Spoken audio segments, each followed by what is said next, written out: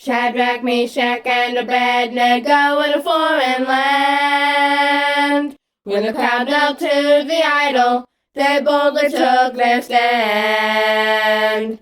Not afraid of the evil king or the fiery furnace flames, where others would have buckled, their faith in God remained. And they stood true. They stood true when there was nothing left to do. They held their ground. They held their ground when no earthly help was found. They knew the Lord. They knew the Lord, and they depended on His word. When there was Nothing left to do, they looked to God and they stood true.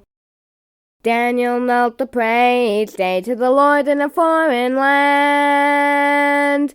The evil men around him tried to criticize this man. Standing still in faithfulness, he faced the lion's den. When all he had was Jesus, old Daniel would not bend. And they stood true. They stood true when there was nothing left to do. They held their ground. They held their ground when no earthly help was found. They knew the Lord. They knew the Lord, and they depended on His word. When there was Nothing left to do, they looked to God and they stood true.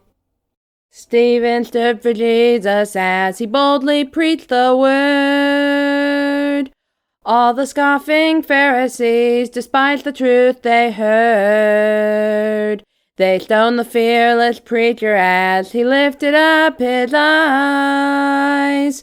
And Jesus stood to welcome him at the Father's side. And they stood true. They stood true when there was nothing left to do. They held their ground. They held their ground when no earthly help was found. They knew the Lord. They knew the Lord, and they depended on His word. When there was Nothing left to do, they looked to God and they stood true. And they stood true. They stood true when there was nothing left to do. They held their ground. They held their ground when no earthly help was found. They knew the Lord. They knew the Lord, and they depended on His word. When there was Nothing left to do, they looked to God and they stood true. When there was nothing left to do, And no rescue was in view. When the world said they were through, they looked to God and they stood true.